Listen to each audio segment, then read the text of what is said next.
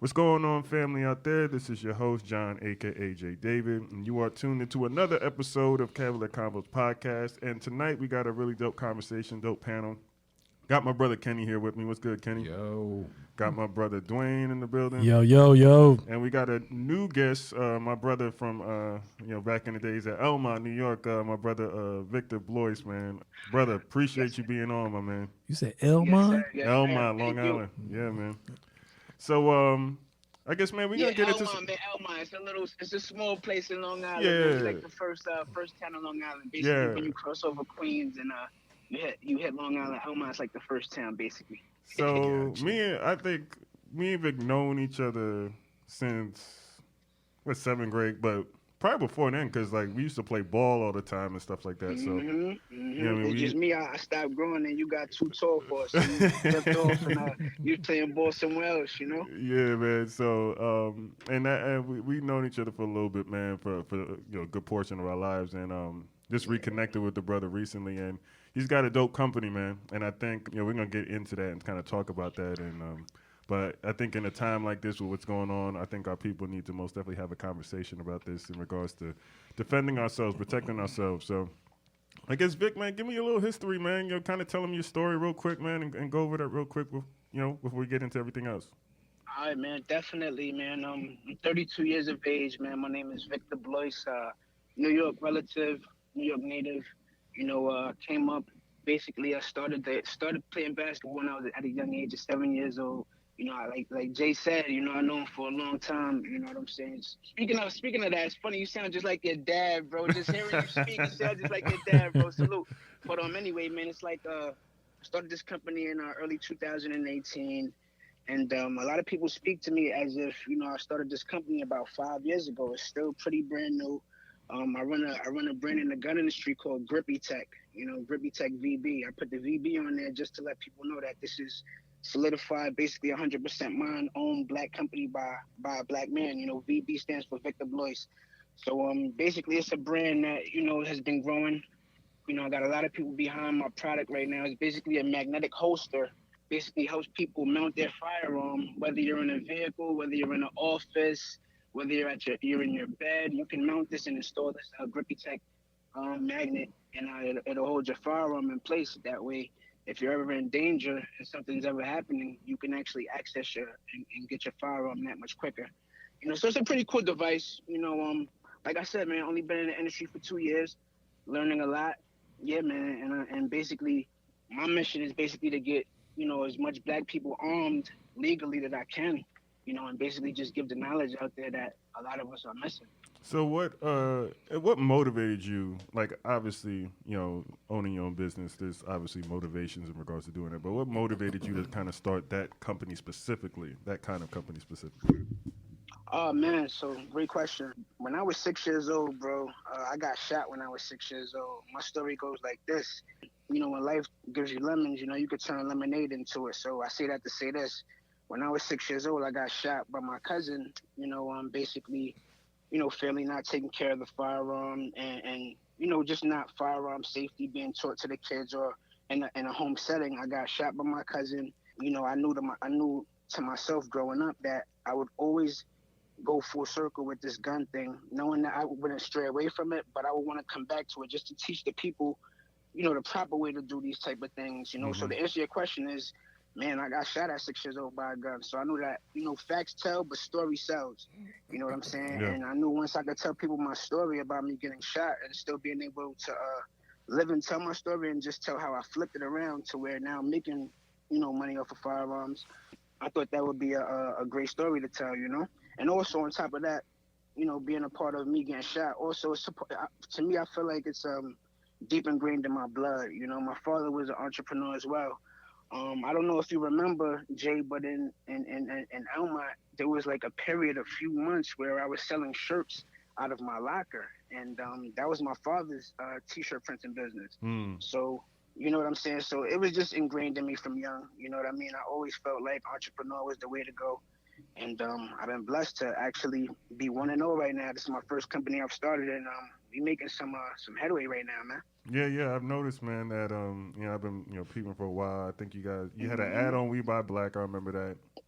I Yeah, that was the remember. first. That was actually one of the first people that looked out for me with a post, just letting the people in the community know that there's a black man out here that's making holsters that could protect you. You know what I'm saying? Yeah. These holsters that are made by my company is really a great tool because not only does it help you grab your firearm that much quicker, but my device actually helps you rack your firearm as well. So what that means is when you rack your firearm, you rack the slide, which is, basically on top of your firearm, and it puts the bullet into the chamber, which means it's ready to shoot now, which a slang term would be put one in the head. I don't know if you guys ever heard of that slang term, Mm-hmm. but basically you can actually still do that with my device as well. So, I keep one in it the was head We by Black already. was definitely a helping hand to getting my name out there, man. You know, it's funny. It's funny you bring up We by Black too, because right after We by Black posted me and put me on the radar, Killer Mike actually. I don't know if you guys know what Killer Mike, Yeah, but a yeah, lot of you people know. Yeah, know who Killer yeah. Mike is. Killer Mike actually got into my message after that and was like, "Hey, what's up, man? How can I help?" And that was a year ago. You know what I mean? But I guess we'll get into how me and Killer Mike, you know, and got together even because last month he actually just posted me again. But what I'm speaking about prior to this was like a year ago Yeah. with the We by Black thing. Well, Vic, I know this Dwayne, man. I'm gonna have to hit you up because I might need one of your hosters myself. Yes, sir. Yes, sir. I guess, brother, a few things I want to get into, man, in regards to just the climate that we're in and, like, the importance of, like, black people practicing self-defense, right? I mean, like, when we talk about self-defense in our community, it's often looked at something that is, kind of taboo because, we're supposed to love and give the love of Jesus and, we're all supposed to be humble, and we've I'm a been. Jesus kid, bro. Yeah, exactly. Me too, bro. I mean, I Yeah. love the Lord, but there's a certain thing you got to be able to protect your family and things like that. So, I want to just kind of, I guess, talk about that idea in regards to like, what are the like hurdles you come across in regards to the black community in regards to getting them to think about self-defense? Okay. Well, let me just back up a little bit. You know, being spiritual and into this gun industry, it felt a little funny when I first got into the industry. You know what I mean? Because my grandfather was a pastor, and just growing up, you always hear things like turn the other cheek and things like that when you're spiritual, more or less religious, right? Yeah. And me getting into the gun industry, you start to find out that a lot of pastors are packing heat too. You know what I mean? When I first got into this industry, I'm starting to mail off to pastors, and pastors are buying my magnetic holster, and they're hitting me up talking about, yeah, man, we support what you're doing. And these are huge pastors, you know what I'm saying? So I was just throwing that in there just to say that, God is also a man of war. You know what I'm saying? It actually said that in the Bible. You know what I mean? So there's nothing wrong with being spiritual, being religious, and also resorting to means of having a firearm to protect your family. Now, to continue on with your question, some of the hurdles that we face, man, is just basically having a foundation, man, of knowing where we can get these firearms from legally, how we can legally obtain a license to get a firearm. It's just a foundation, man. It's like we don't even try to search these things because it's almost like it's ingrained into us that we can get it from the street. You know what I'm saying? It's funny because the thought brings me back to on like how I said about me becoming an entrepreneur because my father instilled it in me. With these white communities and these white people, you know why they have so much guns and they're all legal? That's because their family is teaching them how to legally go about these things. Yeah. You know what I'm saying? So you have a 7-year-old or a 15-year-old that's ready to get into firearms and he knows basic firearm safety. He knows how to get a legal gun. When it comes to the black community, our fathers, our uncles, our cousins, 9 times out of 10, they weren't legal. Yeah, You know they what I'm don't. saying? Yeah. So they're teaching us how to get the firearm from the street. Now, the reason why I guess we're not getting so many self-defense cases or you're not hearing so many self-defense cases when it comes to racial matters or things like that is because 9 times out of 10, we know that the firearm that we're using in the self-defense case is not legal. Yeah, You know what I'm yeah. saying? So regardless if we use this in a manner that's helping us, we're still going to get in trouble after the outcome of the situation. You know what I'm saying? Yeah. So I think it's just about the foundation and the knowledge, man. The biggest hurdle is just the knowledge, man. We just don't search for the knowledge of how to specifically get these things done. And it's very simple, man. Once you get the knowledge of it, it's not that hard. And New York is very hard. Let me rephrase that. New York and New York City is very hard.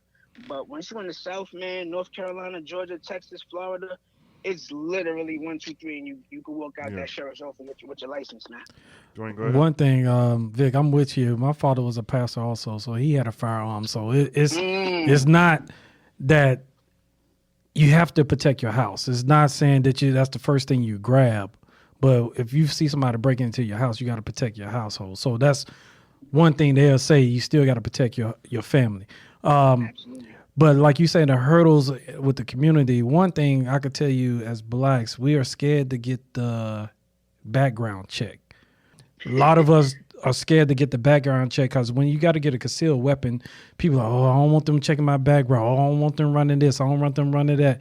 And they don't realize, as long as you don't have certain charges against you, you could still get a weapon. So that's a lot of, I believe that's what's going on with the black community, that a lot of us don't want to get that background check. And the ones that have a background or have some kind of things on their record, so they just go to the street because they like, bump it. I just go get it over here from who I know.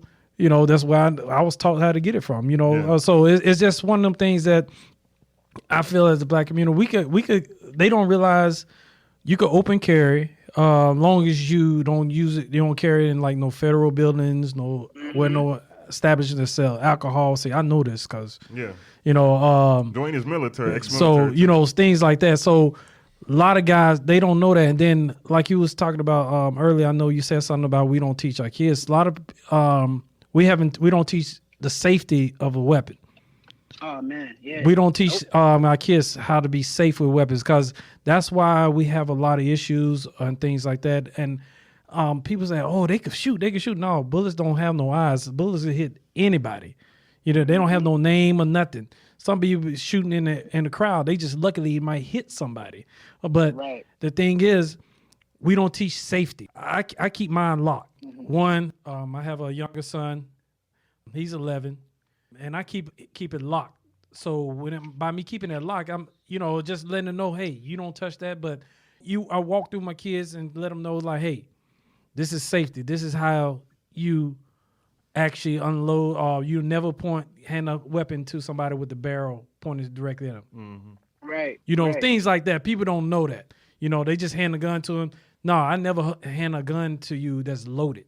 For one, because the only reason I could say that because being in the military, I was an armor, so I always had to hand out weapons, and weapons had to come to me. So if you had a round in the chamber, clear it first.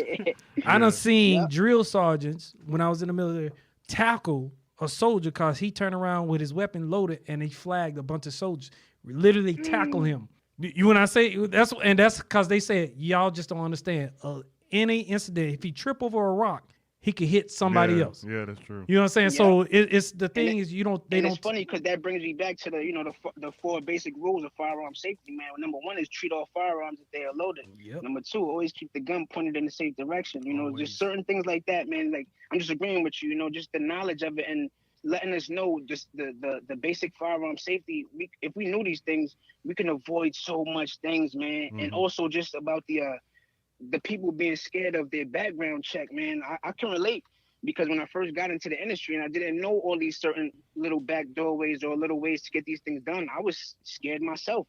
And it's silly because it's like we're canceling ourselves out before we even know the answer. You know what I'm saying? To something that's so important that has the power to protect our life from death. You know what I'm saying? And I feel, you know, at the end of the day, it's kind of silly. You know what I'm saying? We're all silly at the end of the day being afraid of, you know, just finding out, is my background check going to be clear or not? I mean, what's the worst that we could lose? We're going to end up finding out that, okay, we can't own a firearm here in this state. Okay, walk out and go on about your business, man. Try to make it happen some other way. I actually have different ways to make certain things happen, man. Hopefully we get into that discussion further in the interview. Before you go, Kenny. Yeah, man. Hey, Vic, what I used to say, hey, all they could do is say yes or no. Exactly. That's just like if you approach a female, all they can do is say yes or no. And if they say yes, man, wow, that's a big congrats. Man. Yeah. You have the power to protect your family. Yeah. Kenny, what are you going to say, bro? Let's keep it real. The rules aren't the same for us. They aren't. That's 100. Good shit. Good shit, brother. A lot of us do not arm ourselves because we feel like if we do follow the rules, whether we have concealed carry or whether we're in a situation where we have a legal firearm and we're in a situation of self-defense, the rules aren't the same for us. We go down at rates in cases of legal gun violence or something like that, we go down at rates that pale in comparison to pretty much everyone else. So there are going to be a lot of people who just skirt around the law to get a firearm, and they're going to feel like the reasons that they even have it are going to end up being a little bit different for the most part. So like when you talk about, like Dwayne said, about people being afraid to get background checks, that just aids. That's another reason why people think that, why we see that the rules You blame Joe Biden for that, are and Hillary different Clinton for that. Why the rules are different for us. So I always wonder, especially when I see all of these instances where there are all these other people who are out in the open in groups with their firearms, their legal firearms. And then when we have the same demonstrations, there's no one that's armed because we feel like just the sight of us having a weapon at a peaceful protest or some kind of other gathering, that the law enforcement is going to look at us totally differently. Well, they Right. are going to. Now- You know what I mean? Yeah. Now, I gotta agree with you. engage. Yes, things are totally different for people of color when it comes to firearms. Now, the second thing that you were mentioning about people being able to protest with their firearms out, looking totally different, than the white people doing the same exact thing. I'm gonna have to differ a little bit from that because it depends on what state you're talking about. When you're talking about Cali and New York and places where gun laws are very strict, then yes, I can agree with that. You know what I mean? But there was an instance that just the other day, I don't know if it was in Washington or just something the other day, but a black lawyer actually walked up to the courthouse with some black brothers that were armed. Yeah. You know what I'm saying? I've seen that a few they times. protected her Yeah. at the courthouse. So it all has to do with Location. states, man. States are very different when it comes to gun laws. Every state has a different requirement and allows different things. You know what I'm saying? But yes, as far as the black people having a lot harder time to get a firearm, it really is true, man. These people have been trying to keep firearms out of black people's hands since the beginning of time in America, bro. The 1705 Diversity Act had to do with, basically, the white slave owners being able to have one slave owner being able to watch over 4 slaves. That was supposed to be the ratio. Now, the slave owner that was watching over those 4 slaves, they were required to have a firearm. That was a part of the 1705 Diversity Act. So now the Second Amendment, it just stems off of the 1705 Diversity Act now. And I say that to say this, the Second Amendment really wasn't created for us neither. No. That was created for the people, the patrol boys who were, like I said, being supervision over the slaves. You know what I'm saying? The one white supremacist that was watching the 4 slaves had to have a gun in order to monitor these slaves. You know what I'm saying? So, yeah, man, it's definitely harder for us to have a gun, man, because since the beginning they were trying for us to not have these firearms, man. So and I'm not even even like talking now about when the just Second acquiring Amendment them. comes along, right, after the 1705 Diversity Act, what happens now is, okay, so what happens now, right? Let's just fast forward a little bit to the civil rights movement, right, in the 60s, 1960s, where you got the Black Panther Party, who were up on game, you know what I'm saying? Who were up on game, who knew the law, who knew that they can get firearm licenses and certain things like that. Shout out to Huey P. Newton, who studied the law very much. Shout out to Bobby Seale as well. These guys were out there policing their communities, man, and had firearms out there while police were, policing their neighborhood. Basically oppressing the people in their neighborhoods. What the government did to stop that as well, to stop the Black Panthers, is they made another law which basically banned open carry in states like California and New York. Yeah, high density of black people. Yeah. Exactly, which in cities with heavy minority. You know what I'm saying? So what did that do? It stopped us being able to police our communities.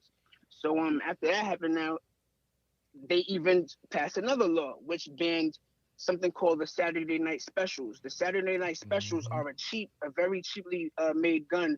And obviously it's a cheaply made gun, so a lot of the minorities were able to get their hands on it. You know, they would just be making laws, man, to just railroad black people from not having And then firearms from the people tell beginning you to there ain't time. no I think racism, just the yo. point I'm trying to put out there. And people tell you there ain't no racism. This is crazy. This like, yo, in every single sector of society, there's always something there. I like that comment you made about the Black Panthers, though. Because we here to talk now about like defunding the police and all this other stuff. Like, what does actual community policing look like in y'all opinion, though? It depends. Now we can't go back. Things can't be done like the Black Panther time.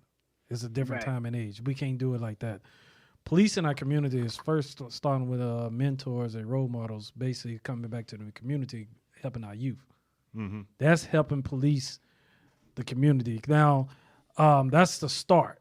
I'm not saying that's going to solve the problem, but that's the start because you got to build.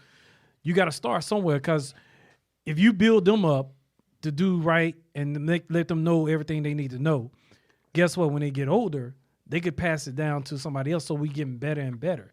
You know, that's one thing about police in our community. I feel like we have to be back into community. First, got to start with the youth because, you know, as an adult, most of us, we are hard-headed now. You adult now. You stuck in your ways. So it's not very much. We could say something. Some people might listen. Some might like, man, I ain't listen to that. I'm going to be me. I'm going to do what I want to do. So you have to start with our youth and start teaching them the right and the wrong things. And so when you start with them and start building them up, because it don't matter how you was raised, certain things you might venture out to do your own, but you're going to always have certain things in the back of your head that you was taught, and it always going to lead, you're always going to go back to it. So that's why I say we have to start with our youth. Basically, that's what's going to start with police in our community. Kenny, what you think? I think a very fundamental part of it is really just coming up with rules for the community and how people will be held accountable for those rules. And secondly, developing a relationship with the law enforcement that are actually be in that area. Because at the end of the day, if you're policing your community and you're policing it correctly, it makes their job easier. And as racist as anybody can be, as violent as somebody wants to be with a badge or anything like that, if you take away what essentially causes them to be violent or causes them to snap and all this other dumb shit, if you take that away, not only will it make their jobs easier, but it'll make it easier for them to do jobs in other places in terms of where their energy is. But I don't think you can do it without developing some kind of relationship outside of the status quo. The status quo right now is basically martial law, basically an invasion. You have police, you have people that are policing the community that are not from here, that are not from that community. And that's literally the definition of an invasion. And that's the status quo. So you have to upset that. But even before that, you have to establish some kind of rules in the neighborhood, some kind of rules in the community, and figure out ways to hold people accountable and stick to it. Like there is no skating or anything. And like Dwayne was just saying, in order to not have to hold people accountable for something, if you catch them when they're young, not only teach them right from wrong, but they also need to understand the rules of this community. You know, it's an ecosystem. It doesn't have to operate the same way the rest of the world does. It's an ecosystem. So you find what works, make sure that people learn it and know it, and then figure out ways to hold people accountable. And then from as far as those who are on the outside coming in to do the policing, you develop some kind of relationship with them, but at the end of the day, make their jobs easier because you're already eliminating what they're looking for in the first place. At least at a pretty high rate if you're doing it correctly. Gotcha. Vic, what you think, bro? Honestly, man, I consider myself libertarian, man. So I don't really agree with all the way, you know, making the cops' job a lot easier. I think the cops' foundation is wicked, you know what I mean, from the jump. So I don't think that, you know, any type of reform can, you know, change these cops from treating us better. I think we need to, as a people, you know, just become more responsible, man. And you know, like I said, it isn't easy, you know what I'm saying, for everybody to just get up and become gun owners. But you know what I mean, with just small actions, man, or just having the will to want to know, you know what I mean, how this thing goes, I think we'll be better off, man, just policing ourselves, man, by actually just protecting our own families, bro. That's just me personally. Yeah. You know what I mean? I just feel like the police are wicked from the jump, bro. And the good ones, they you know what I'm saying. I have uncles who are police officers as well. You know what I'm saying? And at the end of the day, from what I've seen when I'm older now, you know what I'm saying, that cops take each other's side, man. They're a gang. You know what I'm saying? Even the good ones, when a bad one does something wrong, you know, the good one may have, you know, sympathy over something, but at the end of the day, they still gonna come to work and rep that color that devious that devious officer is repping as well. Yeah. You know what I mean? So my whole approach to it, man, is just, you know, us just becoming more militant, man. I think we need to all become more militant. I think all kids, like you said, about the kids being our future and us teaching them. I think that's what we need to do. Be more solution based to what's happening to our people. Like why are we not teaching our kids about firearm safety at a young age? Why are we not teaching our kids dry fire drills? Why are we not teaching our kids karate or self defense practices at these young ages? You know what I'm saying? I don't think the integrating with the cops thing is a great idea, man. I feel like we need our own everything. You know what I'm saying? Like when you said about making our own plan of action, yes, we need to do all those type of things. Now, as far as our own police and our own form of policing our communities, yes, that's going to be a future type of thing. Obviously, that's not something that can happen right away. But I think the small steps we can make are just becoming more solution-based and more militant, man, and fighting back. I feel like we need to fight back, bro, instead of coming up with all these different ways, man, that we could try to make things work together with these people. They do not want to work with us, bro. Let's clarify one thing too. What we mean by policing our own communities. So what I consider policing our communities is basically setting rules and upholding them.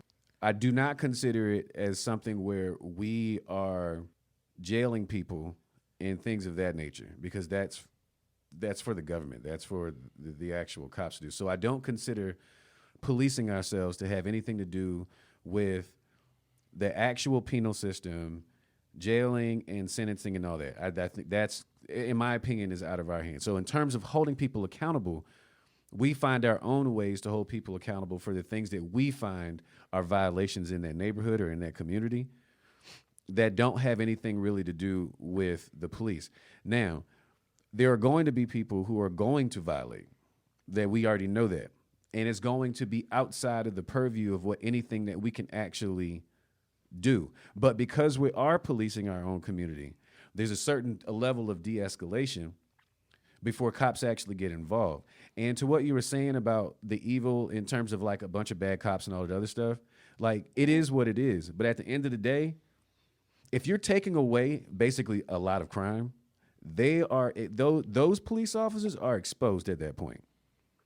It means that the shit that they try to do, they can't hide it. Mm-hmm. They can't hide it at all. Now, I'm a firm believer that everything that we learn in this country in terms of rules and expectations when you follow those rules, in my opinion, is it's never true. So my expectation is not that if you follow the law, that you will never get fucked up. I don't believe that at all. I think that if you do everything that you're supposed to do, and that you follow rules and that you follow laws, that because you're black, that you're still at risk. So police, or these bad ones and the ones that support them and all that, like, it's going to happen. But the perspective and what's set up, because we are policing our communities, will expose the shit out of them. Like they would have to adjust. They would know that things that they want to do, like these things that we've been hearing recordings of, these police officers that are out here talking about how they want to murder a bunch of niggas and shit. Mm-hmm. So we know that there's ill will. And we know it's not all of them, but it's enough of them. One or two is too many. Because then you got 10 or 20 others that will back them even when they do something wrong. So we know it's going to happen. But if we're policing our communities, if we're doing what we can to make sure that our ecosystem is safe from the people that are inside it, as well as safe from the people that are outside of it, those bad ones, all those fuckheads, they're exposed. Yeah, black people, we need to have a code of conduct. I always talk about that all the time. Perfect phrase. Say it again. Yeah, we got to have a code of conduct of how we act and operate within the community. Yeah, obviously, like the penal system, things like that, like we can't take that over until we have an economic base. So, like, that's obviously a priority, like economics, but also, like, yeah, code of conduct, because, like, if you got people doing things that are going to cause problem to the community, like, where is it where them boys went in and they burned down that sex trafficking house? Was it Milwaukee or Wisconsin? Where was it? Yeah, I think it was in Wisconsin. Yeah, like that's right. That's the right thing to do. Like you can't tell me that's not the right thing to do. Like you gonna tell me like literally like, and I think the guys out there was talking about how, you know, they've made mention to the police about it and they didn't do anything. Exactly. So they went in there, they ran up in there, got the girls out, and they burned that joint to the ground as they should have. You gonna tell me that those people were wrong to do that? Nah, you can't tell me that. Arson. But yeah, a point you made, Vic, in regards to teaching young kids, and Dwayne as well. How young is what is the right age to kind of start that? Like what? Like I know you got good question. Children, Vic. So like I guess I'm no person here who don't got kids. So shoot, y'all might as well all could go ahead and kind of talk about. But Vic, talking about for Dwayne, you want to go first? Self-defense. Yeah, I go first. It all depends. You got to know your child. One. Yeah. All kids, you can't teach self-defense early because they go to school and don't realize what they're using and is getting in trouble. I'm just being real. The only reason I tell you this because even though you could teach them like you don't do this at school, but as soon as a kid push them or something, they quick to kick and it's a wrap. You know what I'm saying? You got to know the child to be able to teach them self-defense. You could teach them certain things like, okay, if somebody grab you, this is what you do. You know what I'm saying? I'm firm a believer, but if you teach them how to basically, if somebody grab you, you could do this. Like I teach my daughter. It's 3 things. If a male grab her, there's a couple places she can hit him up and he'll get him off. I always say shin, groin, and the nose. Either one of those 3 is gonna bring a tear to his eye, or he gonna let go eventually, and you be able to get away. So I always teach certain things like that. So it's like self-defense. So it all depends. You just got to know the child because, like I say, you could teach a 7-year-old certain things, but then they don't really comprehend that, okay, this is for self-defense only. But they get to school, they start teaching their other friends because they want to show out. Because they're too young. Yeah, because they too young. You know what I'm saying? You got to like, oh, I got to go up to school. What you done did. You know what I'm saying? Now you like, you can't be mad at them because you done taught them something. You know what I'm saying? But at the same time, it's kind of you trying to teach them. And sometimes you just got to know what child is able to learn at an early age or how late to teach them. You get what I'm saying? Absolutely. Absolutely, bro, 100%. So you just can't say, oh, my son, he's 7, he going to school. I know I got to teach him this right now because next thing you know, he's fighting every day. Mm-hmm. Now we at the school every day, and absolutely, you know, I agree 100%, bro. So that's why you just got to know the child. You just got to know which one you could teach at an certain age, and which one you got to wait just a little longer. Like, okay, I'm gonna wait a little longer to teach them, so I know they understand that you don't just use this just to go out there and just almost start fighting. Yeah. Oh, I'm bad now. You know, my son, he was in boxing. He don't. Which one? Connor. Yeah, Connor was in boxing, but he's never been that type. He's not that type of kid that's gonna be like, oh, he touched me. Yeah, I'm a box. Yeah, he's got a. Let me show you this his move. personality. Yeah, he's got a very. You know what I'm saying? So I know yeah. when he started learning boxing at 7 and 8 years old, I knew he could handle it because he's not that type of kid that's gonna go out there and be in school, but like, oh, I'm finna let's shadow box. You know, like we used to slap box. He read his slap box. You know, so I know that's what I can say. It just parents just got to know which how age. Just got to know the kids which one. You know, how early, how late to teach them. Can you go ahead real quick? I do think it gets a little bit easier when you've got multiple kids and you've already kind of got a set age, and so one has already learned at let's just say 8. So your first turns 8, and you start instilling these certain lessons in them, right? And you've got younger children, and you're starting to kind of create this tradition. So now the younger ones are seeing that the older one reaches a certain age that they learn certain things. So now they're looking forward to starting to get this knowledge when they get to that age. And now because of it, because there's an older child that's already sort of graduated to this level of learning certain things that they haven't learned yet, they treat it a lot different. They treat it like a gift. They treat it like a privilege to be learning this because it's a rite of passage. Yeah, exactly. It's a rite of passage.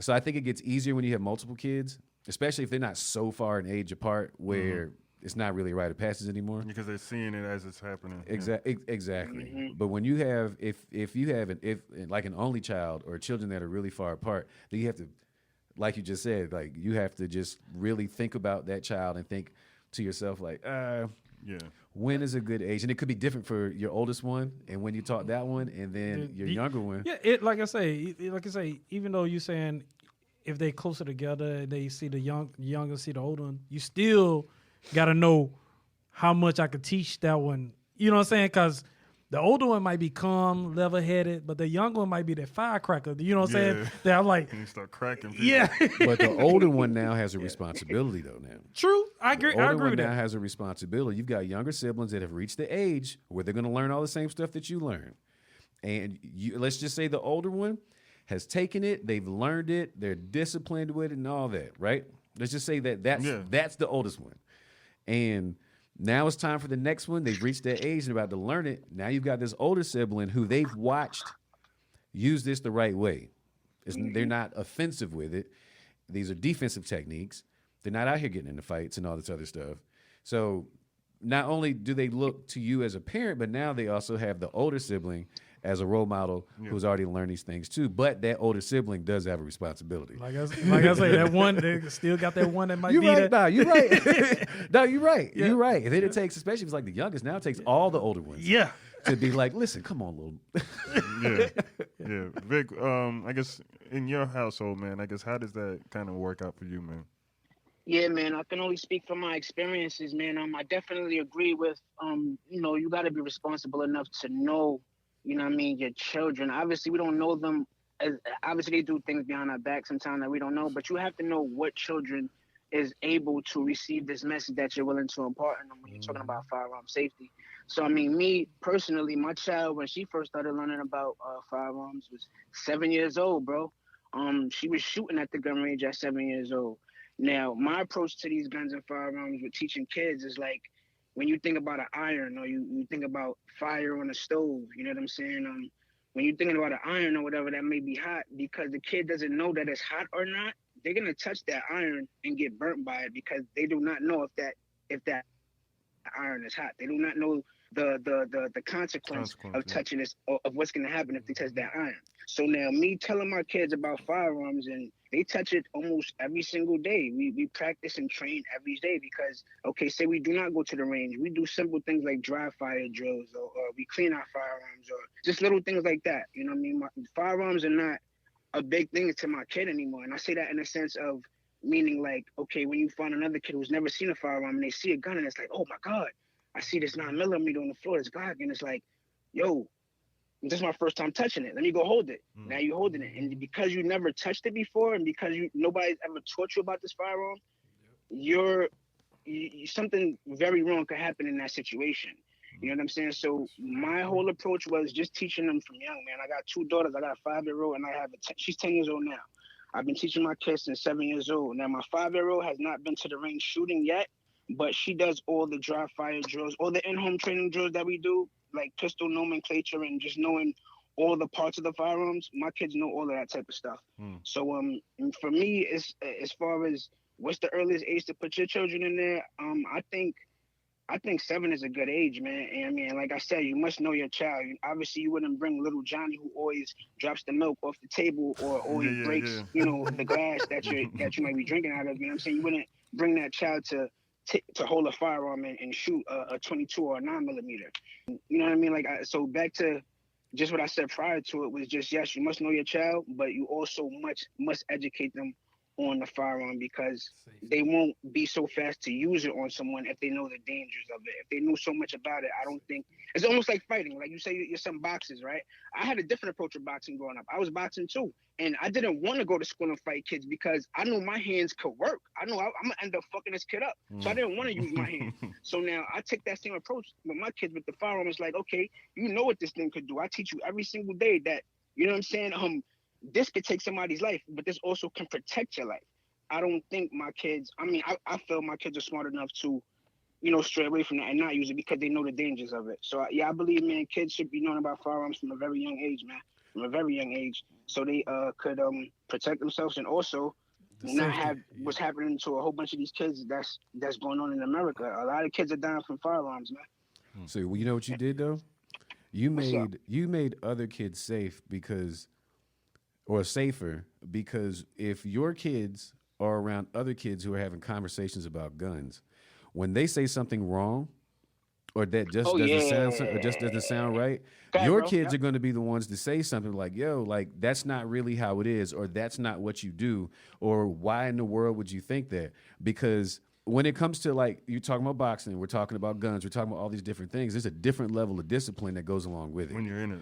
There's a different level of discipline. So now when these kids are around other people who don't have that discipline or don't have the knowledge, if they see them saying something wrong or doing something wrong, they're going to say something. Like they're going to, at least in a split second, it might take 1 or 2 seconds because they make a comment. They educate these kids because they don't know. Because it's like when you see a kid shooting the free throw wrong. You're like, yo, what are you doing? Like, yo, just do this right quick. Just do this. I got you. And it's the same. That's what you did. You made a whole bunch of other kids safer because your kids understand safety. Yeah, because you know what's funny? I also want to put in there, man. It's like I use an example. When I got shot when I was 6 years old, my cousin was 8 years old when he used that firearm. Guess why he used that firearm, and guess why I got shot? Because there was no one there to teach us firearm safety. There was no one there to ever let us use this handgun before, so we didn't know the power that was in our hands. You know what I'm saying? It was just, oh shoot, this is a gun right here. This is my opportunity to use it. We don't know what could happen. And look what happened. I was 6 years old. Bullet touched my chin and went right through the wall and almost hit his sister, which was my older cousin at the time as well. Yeah. You know what I mean? Man, when you like you say with kids, like that prime example, you think it's a toy, but it's not really a toy. You know what I'm saying? You find, I can play with this. No, it's not a toy because it's actually gonna hurt you. So that's what one thing with kids, they see things on TV and everything, and when you don't have nobody teaching you, they think, on TV, pow, pow, pow. You know And they don't realize how this is a toy. Like you could take it and put a toy and put a real gun down there and like, hey, this is a toy. A kid don't know the difference. You know what I'm saying? They don't know the difference, but you teach them like this is what the difference is. This is a toy. This is something you play with. This is something that really can't hurt you. This is real. This is something that could actually kill somebody. This is something, you know what I'm saying? So when you put them side by side, because even when I was in the military, we had young people come in the military and never touched a weapon in their life. Never. We had to teach them from scratch how to actually hold just an M16 rifle, how to load it, how to, you know what I'm saying, clean it and everything. They never in their life touched a weapon in their life and never actually been around weapons. So it was something new to them. And that's the new ones we had to watch the coat more carefully because the thing is, they don't know the safety. So like I said, being an armor, I had to actually teach all these classes. So you had to teach them all the safeties and everything. And when it's time to take a weapon apart, I'll show them how to take a weapon apart. They're like, how you do that? You know what I'm saying? But I had to teach them everything, each part of the weapon, so they know how it functions, how it works, and then know the safety of the weapon. So it's very important to teach my young people about weapons, though.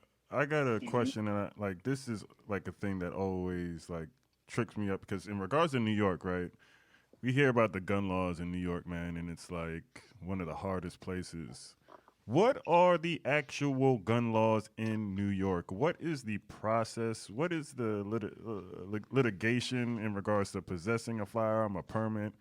Because it's like crazy. Like, God, that's part of the reason I moved. Like, this is a big reason why I don't want to live in New York. Oh, like, absolutely, I can't talk about man. New York Let me tell you before I even start, man, and give it a rundown. It's like, if you don't live in New York, man, do not come here if you're into firearms, man. And if you're in New York, and you're into firearms and you're looking to get deeper in the industry, leave. You know what I'm saying? Because New York, it changes all the time with these laws, and they do it strategically like that. It's just super hard, man, to get these things done in New York, man.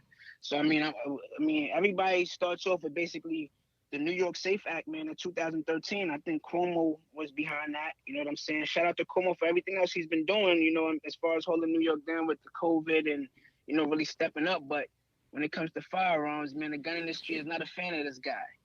You know what I mean? So when basically in the New York Safe Act, basically it banned a lot of things, man, that you can basically do in New York City, which is basically you cannot have a rifle that has a buttstock on it You can't have a rifle that has a threaded muzzle on it. You cannot have a magazine that's past 10 rounds. Now, dig this. When you have a 10-round magazine, a magazine, for the people who may not know, is basically the part where that holds all your bullets. You know what I mean? You put that into your gun, and now all the bullets are basically chambered to fire your firearm.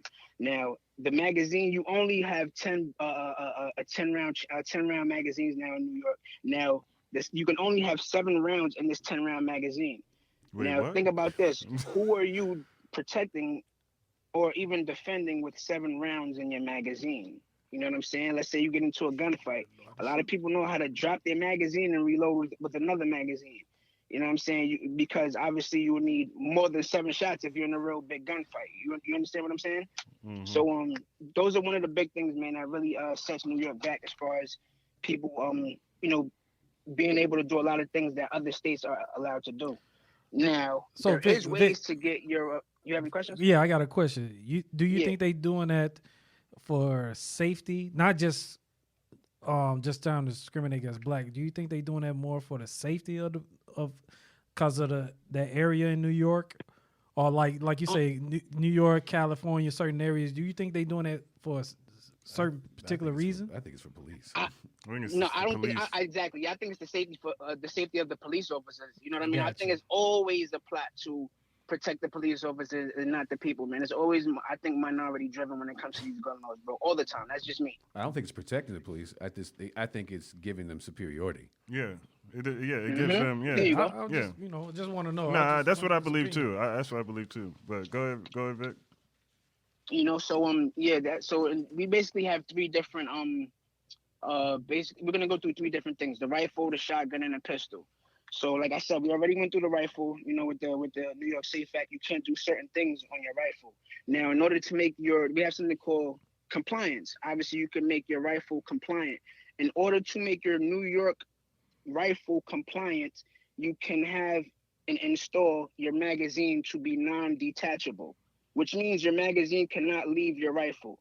If you have your magazine stuck onto your rifle, you can have all these extra accessibilities on your rifle that I said you cannot have before. So once again, let me just back up a little bit. The New York Safe Act, when you have a magazine that's detachable, meaning it comes off and on, you cannot have a pistol grip, you cannot have a threaded muzzle, you cannot have a buttstock that moves, and you cannot have a bayonet, which is basically a tool that you can add to put things on your rail, like basically you can't have no weapon. You can't have you know what I mean? So basically, you can't have anything on this rifle. You know what I'm saying? Now, to get around this type of thing is, like I said, the New York Safe Act. I mean, not the New York Safe Act. Making your magazine stuck onto your rifle. Now, the bad thing with this is you have to basically take apart your rifle in order to reload your firearm. You know what I'm saying? This is not good things to have in a tactical war situation. You know what I mean? So, like I said, man, New York is just a whole bunch of restrictions that you cannot do in New York that you can do in a whole bunch of different places. Now, let's move on to the shotgun. Mind you, I have all 3, by the way. I have a rifle, shotgun, and pistol. I have a Glock 19. I have a Mossberg 20-gauge shotgun. I also have a PC9 Ruger carbine, which is a rifle. Is it a sawed-off shotgun? And it takes Glock magazines as well, which is Probably pretty dope. sawed off. So No. Yeah, the shotgun. Is it Is it with a buttstock or what? Nah. See, when I'm in New York, no, I follow all the rules, man. I don't have a buttstock on my rifle. I have just a regular optic on it. Gotcha. I didn't add all the dings and bells and whistles to that at all. Gotcha. You know what I mean? Just regular compliant. So now the shotgun, the rules for the shotgun are the same thing, basically. For shotguns in New York, you cannot have a shotgun that has a tube that holds more than 7 rounds. I mean 7 shells. Yeah, 7 rounds, 7 shells. So now if you have a shotgun that may hold 8 in the tube, that's completely a felony and you'll be in big trouble in New York. You know what I'm saying? Now, another thing that you can't do with the shotguns is you cannot have a detachable magazine at all on the shotguns either. Because, you know, a lot of people don't know, but shotguns also come with, you can actually add some detachable magazines on shotguns. They even have drums for the shotguns. That's pretty crazy, bro. I didn't know that myself until like about 6 months ago. I seen a drum I seen a drum magazine for the shotgun. You ever seen that, bro? It was probably Yeah, I what seen auto it. I know I shotties do. have. It was probably like an auto shotty that just boom, boom, boom, boom, boom, boom. Yeah, that's sick. That's sick. So that's completely not legal in New York. And Carolina and all these down south states, you can do that. Another thing, let's go to the, that's pretty much it in the shotguns. The pistols, you have to keep pretty much bare as well. You can't add anything to it. Same thing as well when it comes to the magazine capacity. You cannot have more than 7 bullets in this 10-round magazine. You cannot have a 12-round magazine. You can't have a 13-round magazine. You can't have a 17-round magazine in your firearm. It doesn't even matter if there's 2 bullets in 2 rounds in there. You cannot have a 13-round magazine. You cannot exceed 10-round magazines. Now, even though we have the 10-round magazines in the rifle, shotgun, or the pistol, it still cannot exceed 7 bullets inside this magazine. So it just sucks, man. Like, these are things that is very important when you start to learn about firearms, like the buttstock and these certain things that, you know, add to your firearm or ways that they can help you shoot better. You know what I mean? And New York doesn't allow these things to happen. So at the end of the day, it's like, man, if you ever get into some combat type of war, or you ever get into a sticky situation, you better know how to shoot. You know what I'm saying? Because if not, you're gonna be asked out here in New York, man. But that's like so now another thing. Go ahead. My bad, Vic. Go ahead. I mean, one of the last things I want to throw in there, man, is like a lot of places 18. You're old enough to get a license to get your permit or your firearm license. And New York is 21 years old. And also, New York City is completely a different animal than New York State. What I mean is the 5 boroughs is completely different than Nassau, Suffolk County, upstate Albany, and all these different type of places when it comes to the gun laws. Everybody knows in the industry, New York City is its own animal. Good luck with getting your concealed carry in New York City because it's not going to happen. Yeah, that's another thing. I tell people that they need to research. When you're trying to get your concealed carry, some states don't carry every state concealed carry. Oh yeah. See, that's a lot of people don't realize that. Like, if you get one for North Carolina, it might carry in like 30 some states, but it don't carry in every state. So that's what people need to research. Because if you're going into another state and they don't have they don't honor the concealed carry for the state you got it in, you might want to leave it at home just in case you get stopped. Brother. You know, like prime example here in North Carolina, to purchase a weapon, you got to have a concealed carry license. You go across the border, South Carolina. You got the permit. You got the permit and get the weapon, but it can't be concealed. It can be you can have it in the open, but yeah, you can have a permit and get the firearm in North Carolina. Yeah, but in South Carolina, you don't even have to have the permit. Yep. Y'all didn't know that. No, I've heard it before, but yeah, I've South heard Carolina, that. you could go right there in South Carolina, but what they do, the difference is the process. Like in North Carolina, you got to go down to the sheriff department and all the paperwork and everything. South Carolina, you could go to actually the weapons gun shop, and they run everything right then and there. See, people don't know that. You know what I'm saying? So if you worried about your background, you go to South Carolina. If you're in North Carolina, go to South Carolina. They do the background check right then and there. They're like, oh, you can't get it. Boom. That's it. That's all you need to know. You know what I'm saying? So that's why I tell people, just go ahead and all they can do is say yes or no. Yep. And also I like to throw in there, man, that New York is a may issue state. You got some things called may issue and a shall issue state. A lot of the down south places and states are shall issue states, meaning you apply for your firearm, they shall issue you your license. Now, the may issue states, these people can pick and choose if they may give you this firearm license. New York is a may issue state. They can discriminate. You know what I'm saying? So they can discriminate. Yeah, but basically, it's up to them. You know what I'm saying? Crazy. The name, if they look at your name, they might look at your picture. Oh, no, this guy's not fit to get a firearm here in New York. It's a may issue state. You better have a haircut and be clean shaven. That is crazy, yo. But that is crazy, bro. It's crazy. Yeah, man. I think this stuff is good to talk about, man, because it's not something that is actually like really talked about in our community.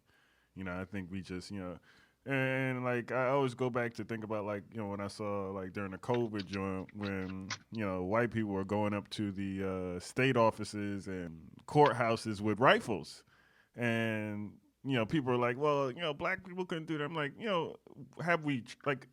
do we even know if we can do that?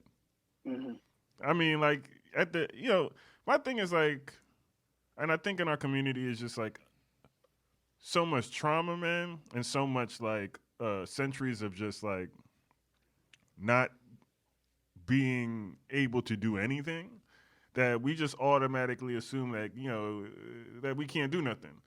I feel like we just got to take the power and put it in our hands, when it comes to a lot of this stuff.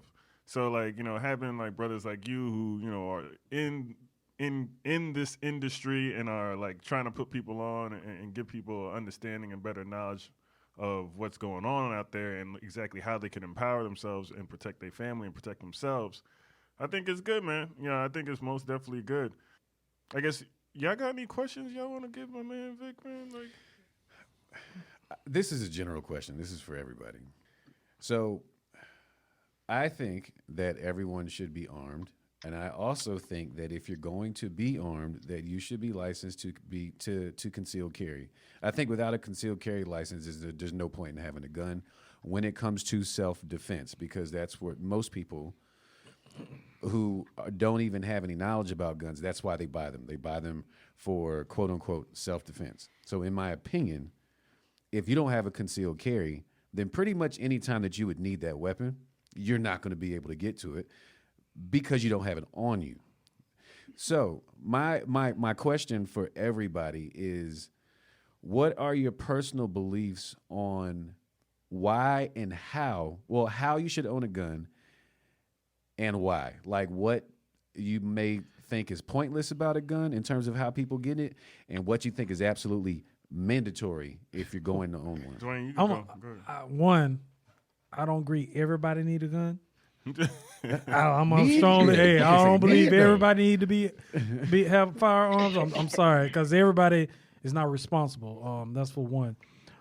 But to have a weapon, it's basically for protection. Some guys they got it as a hobby. I know a lot of guys that's a hobby for them. They want all these different type of weapons. They want a guy in the military. He had an AR. He had this. I'm like, man, what's the point? You need all that for? You know what I'm saying? But some guys want it as a hobby. Then some guys like, I want three. Like Vic said, he got a shotgun, he got a pistol. You know what I'm saying? He got all three, hey, whichever one is close, hey, I know one of them gonna work. But you got guys that like, they just want all these weapons for no reason. It's not for protection. They got them posted. They just, you know what I'm saying? But then you got family members or guys or females that carry weapons for protection. Because I know quite a few females that can handle a weapon pretty good. And a lot of them carry their weapon on them, but they carry it for protection. And that's one thing I talk. My daughter, she went to the range. She shot a shotgun. She realized it had a big kick. She didn't realize how much of a kick, but when she shot it, she like, I ain't ready. I don't want this. I know. Actually, break this down, because you and Vic would probably be able to break it down a lot easier. Mm-hmm.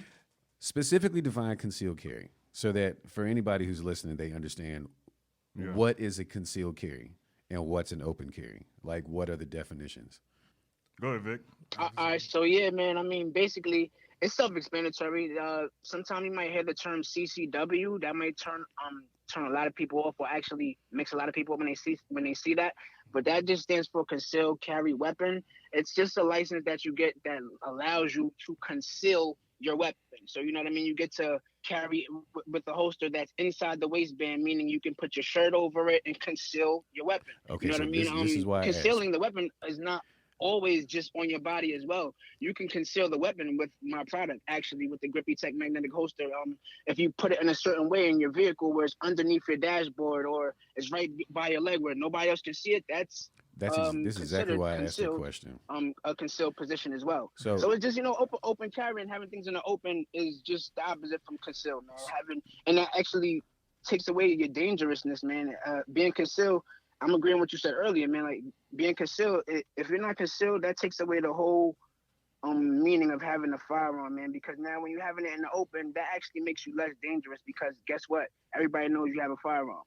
So, you know what I'm saying? So now when you're concealed, you're able to be the quietest man in the room, and nobody knows that you have that firearm on you. So guess what you can do? You can be the most dangerous person, and you can also protect anybody in that room, because nobody knows that you got that firearm concealed. So conceal is the way to go, guys, for sure. This is the reason why I asked for clarification. So that concealed carry does not mean that you have it on you, but it's visible. Because that's because for me, my general definition of concealed carry just means that you can have it on you, meaning whether it's visible or not.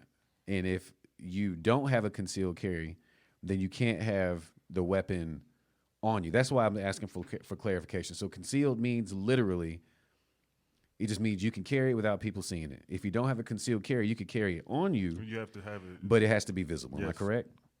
Right, 100% correct. Now, Okay. states differ though, because now with North Carolina, you can actually walk around with it on you while it's out. In New York, you cannot do that. So you know what I mean? It defeats the whole purpose. So that just goes back to against Yeah, where in New York, you can't- states you differ, can't man. even have Every it. state has their own Arizona is different like thing, that, man. too. So as far as concealing open Texas, carry in North you Carolina, walk around. you're actually allowed to walk with that gun out in the open in North Carolina. You know bro. what that does in New York though? That promotes illegal activity with guns. That's the point. True. They want to True. lock. It just They want to lock promotes illegal because activity. they know with people are guns. gonna want to protect themselves, Exactly. and they're gonna So it's do illegal things. It's to get like it in. somebody else who does not care about the law will carry concealed. don't care. They will do what's legal in another state and then do what's illegal in New York, do the same thing, and have an advantage on you because you follow the rules. Yeah. Yeah, That's why, wild, That's why yo. I don't Like, like. good. There's a lot of reasons I don't want to live in New York, and that's like one of the biggest is reasons. wild. Like, it's probably top 5 reasons why I don't want to live in New York. Gun laws. It's a bigger. I don't like any. Like, I have any politician that tries to take black people's guns rights away. I have a problem with. So another question about concealed carry. So does that also mean when it's not on you, that means that's like the difference between having it in your glove in your trunk and having it on the seat? Repeat that question. So concealed carry in terms of like not having it on you, like you're riding with it. Now, I know in South Carolina, I think you could have it, like say you have it your weapon in your glove compartment, but you have to have your magazine in the opposite, locked up in the opposite This is exactly why I asked these questions. That's You see the only reason I say that in South Carolina, because in college I was carrying, and that's what I had to learn, that you cannot carry your magazine and your gun in the same location. You had to actually separate it. So it wouldn't be In considered New York, concealed. it's the same thing. You have to have it in the trunk. If you're going to like the range or something like that of that nature, same exact thing. It has to be separate from the firearm. Ammunition has to be locked up in a second box, and they both have to be in the trunk. I don't think I can. I don't think that's considered concealed though in New York. That's just I guess traveling with the right protocol or traveling with your firearm, being compliant. I don't think that's concealed in New York though. So does concealed really just only? It's really only when it's on your person, really. If it's in your car, it doesn't really matter where it is. It's not really. Well, in considered Houston, concealed. yes. In Houston, my product is considered a holster and it's considered concealed carry. Once again, it goes by states, bro. Every state is so much different when it comes to gun laws. You know what I mean? When it comes to the South, everything is more lax, but still, everybody has their differences. Yes, like I said, in Houston, Texas, you're allowed to. My product is considered a holster, and it's considered also concealed carry in Houston, Texas. So it's going to differentiate from New York, and it's going to differentiate from North Carolina. You just got to know your laws. So one state, it could be concealed carry by having your gun in the glove. That's and another state is not even concealed. That's why when you travel, There you if go. you travel with That's your wild. weapon, you got to make sure you know the state laws. It's like when if you go don't on know, that- just leave it on your seat. Yeah, but that's like. But separate from the magazine. But see, difference is like being in the military. A lot of guys travel. You know, when we PCS, you had to know the state laws whenever you was traveling to or traveling through. Because if you're carrying your weapon, you need to know, make sure you have follow the state laws. Because if you get stopped, it's nothing they could really do because you're not obeying the state law, even though you're not from that state. They could get you. You know what I'm saying? That's one way. Yeah. That's one way them to find an excuse to say, "Oh, we got us one." Trust me, I was like that even in South Carolina. I got stopped, and when they stopped me, the police they said, "Oh, we got us one," but I had my papers and everything with my weapon. My That's my papers next question and about papers. my papers was all with my weapon and everything in my car, and my magazine was in the trunk, but my weapon was my gun was in the car. But only bad thing I had one in the chamber. I forgot to take that one out the chamber. But that was the only bad thing they could get me on. But at the same time, they tried to find something. They said, "Oh, we got an illegal gun here." They thought it was illegal. But when they ran everything through, guess what? I was legit Yeah. from head to toe. So it was nothing they could really I'm do. glad you besides, brought papers up.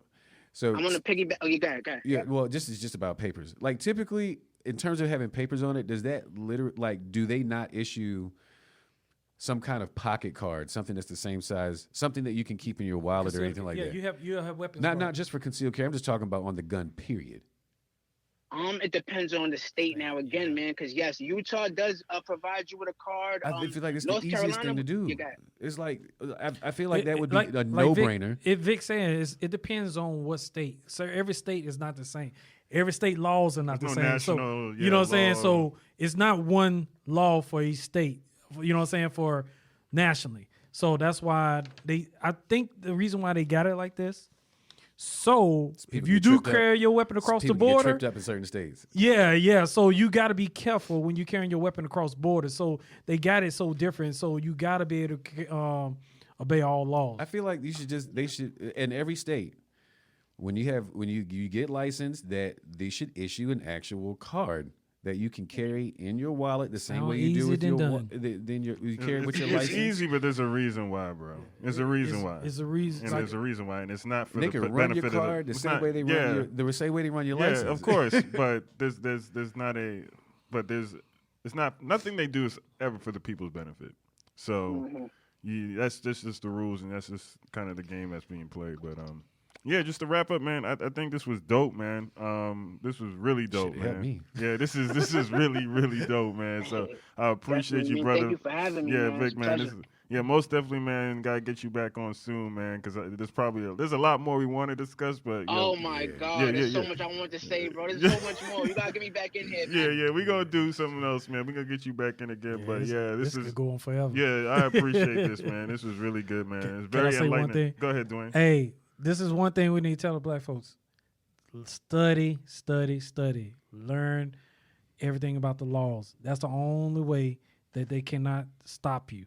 If you know your laws and you know what you can do and what you can't do, it don't matter who stop you. They gonna try, but if you know everything you need to do, trust me, they cannot touch you. They'll try to find something, but they can't touch you. That's all. Yes, sir, my brother. So, Knowledge is Vic- power. Can I say one thing too before we Yeah, get go out of ahead, here? man, and then give the people where they could find your product, bro. That's exactly what I was going to do. All right, man. So y'all can check me out on Instagram, man. GrippyTekVB. Same exact name on Facebook business page, GrippyTekVB. Check me out on the website. It's www.GrippyTekVB.com. You're going to see a whole bunch of things that we have going on the website right now. I'm actually doing a giveaway where we give out an asset every single Friday. We give out 1 ounce of silver every single Friday just to a random customer for supporting our product. When you check that page, we got shout outs from Killer Mike, we got Top Shot Dustin, Tyson Beckford, Black Rambo, just a whole bunch of the biggest names in the gun industry, man, that is basically showing love to this black owned company. I would like to get y'all to just, support, check out what I got going on. This is just the first product that we have going, and we got a lot more coming on, man. Just stay tuned. Thank you so man. much. Appreciate you, brother. This was dope, man. So appreciate y'all listeners. Make sure y'all go check out my boys' product, man. And make sure y'all go follow us and listen to all our old episodes as well. And, we got some more episodes coming. So appreciate everybody. God bless. Black first. Thank y'all. Peace. Peace.